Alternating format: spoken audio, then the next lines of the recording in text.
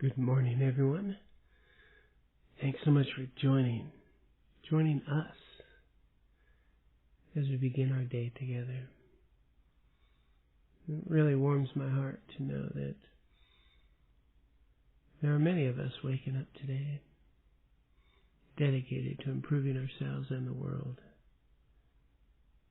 I'm grateful we get to do that together and support each other. Let's go ahead and settle into a nice posture, relax body, speech, and mind in its natural state. And once you are settled and grounded,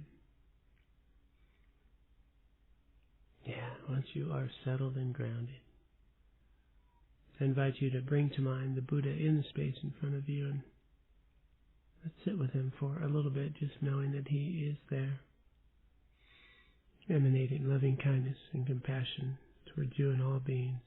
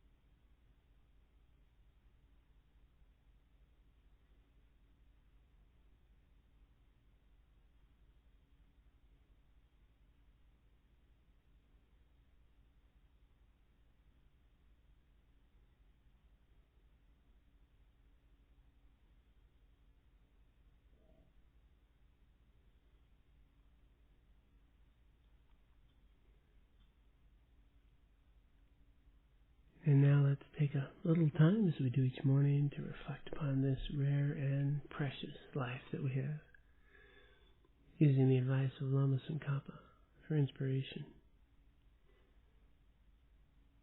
This opportune physical form is worth more than a wish-granting gem. You only gain its life the once.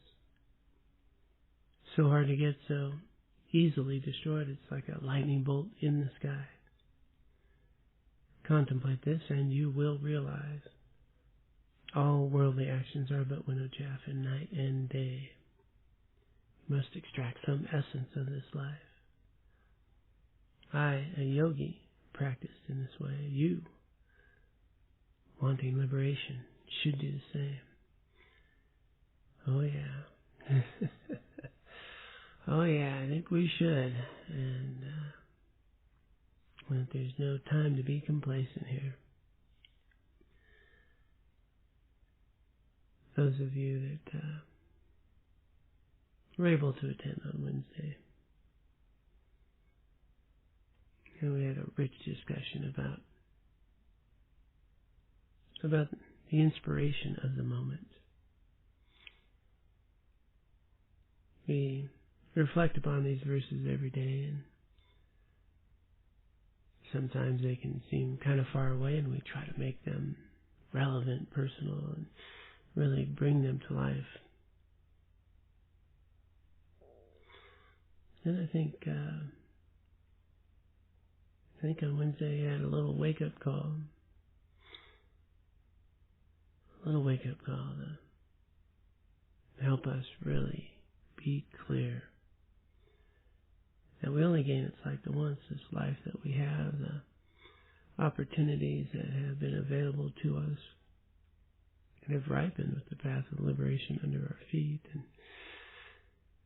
true source of happiness and true source of suffering, the directions, the knowledge, the skills that come with it. Well, it is time to put them to good use. A lot of fear, anxiety, struggle, sadness, despair. I think for me, sadness, just, knowing in my heart that there is a lot of harm to come, but I think a deeper sadness, even in the moment, that there is such willingness to think of others and the device of what I'm trying to think the exact word, just the current state. The current state that supports the division, the me and mine, the me first, which is at the core of all suffering. And it's not about bad people or any of those things. It's about how over time we've gone from some capacity of caring and nurturing about ourselves and the world and the higher ideals, the vision here in the United States of the beacon of democracy and care and human rights, and to a majority of a voting population that has a me first, me and mine motivator. Not that they're even aware of it, not that they're even not kind or compassionate, and as we talked about on Wednesday, they're also doing kind things. They're giving to charities. They want the best for the world, and all of those are true as well. And so that's hopefulness. Theirs is that it's not that they're even aware. I mean, it is that they are not even aware of the damage of me and mine as they attend to others. And I guess there's this sadness of understanding the true causes that lead to so much suffering. Well, it's samsara, and that's the nature of things. So at the same time, I'm deeply inspired. I am deeply inspired. That's how this thing works. Sadness triggers compassion. Compassion is energy, it's force. It's really the skillful means to engage in our lives in ways that eliminate suffering, that show up, because we are the beacons of light. We are the answer to the prayers of many. We get to use this life while we have it to cultivate the merit and the wisdom, the understanding of our purpose. To be helpful, to be kind, to use this life to wake up and to be of benefit to others, that we're a part of something. We've got a job to do. We are not the center of something, trying to tell everybody else what to do. We cultivate our inner qualities, which transforms the outer world we live in. We are the environment. How we treat each other is the environment, and we need some environmental protections. And that's what we get to do today. So let's remember that. Let's not fall into despair, but be inspired. Excuse me, my voice is starting to go there. And with that, let us establish our refuge and our bodhicitta motivation. Taking a moment to remember the Buddha is right here in the space in front of us.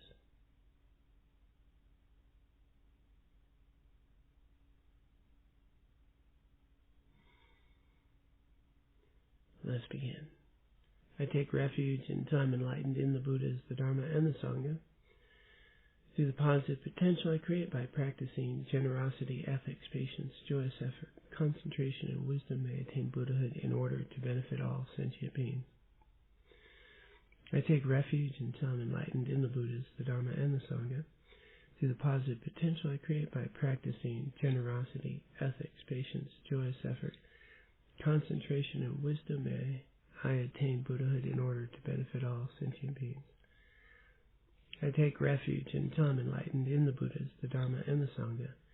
Through the positive potential I create by practicing generosity, ethics, patience, joyous effort, concentration, and wisdom, may I attain Buddhahood in order to benefit all sentient beings. And now let's take a little time to reflect upon and deepen our refuge and our bodhicitta motivation.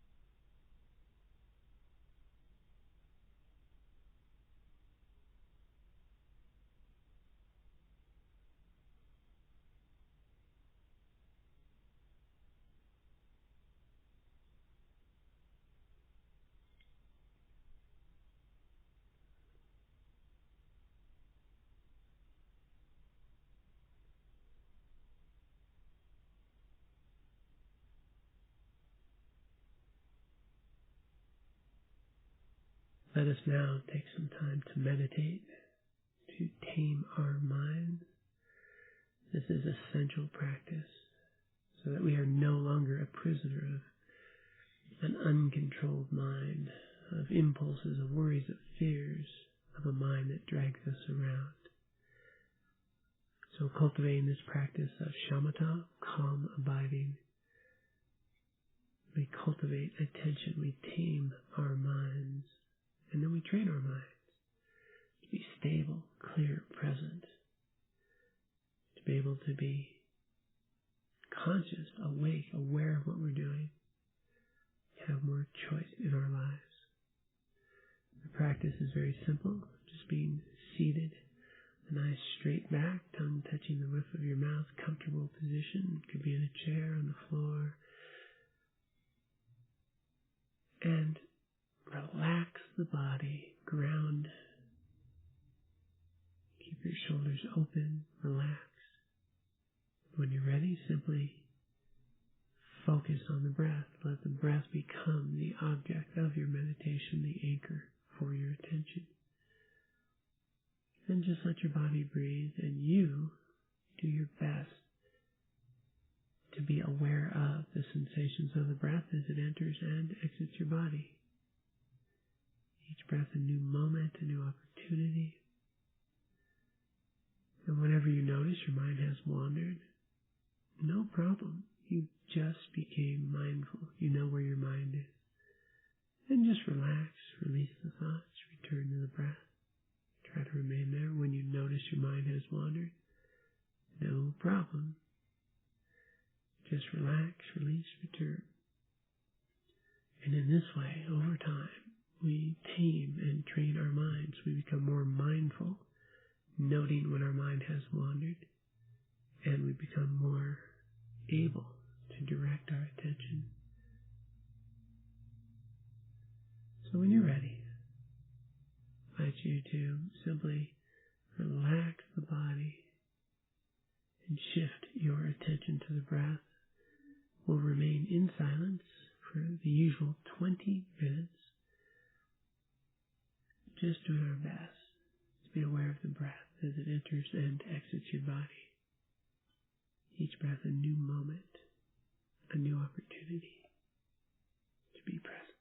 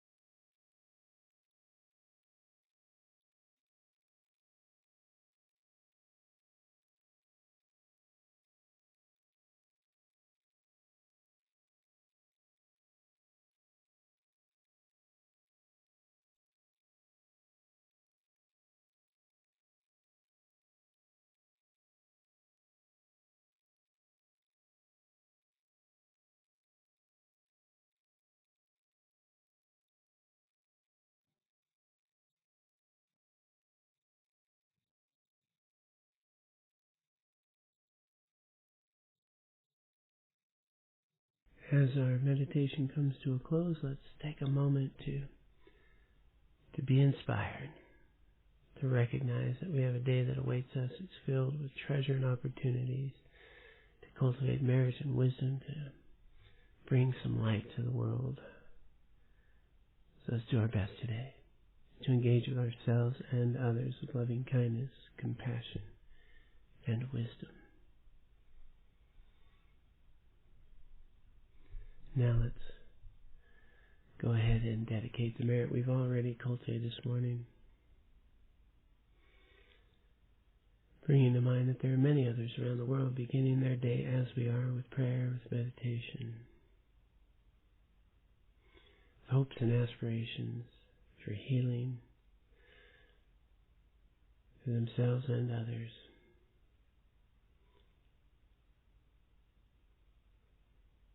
And let us collectively dedicate all of their merit along with ours for the benefit of all sentient beings and for our own continued spiritual growth,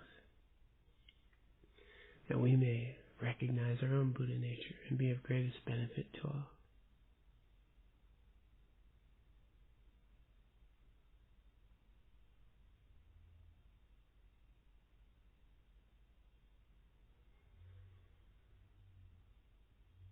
And let us dedicate. By this merit may I soon attain the enlightened state of Guru Buddha, that I may be able to liberate all sentient beings from their sufferings. May the precious Bodhi mind that you have born arise and grow. May that born have no decline, but increase forevermore.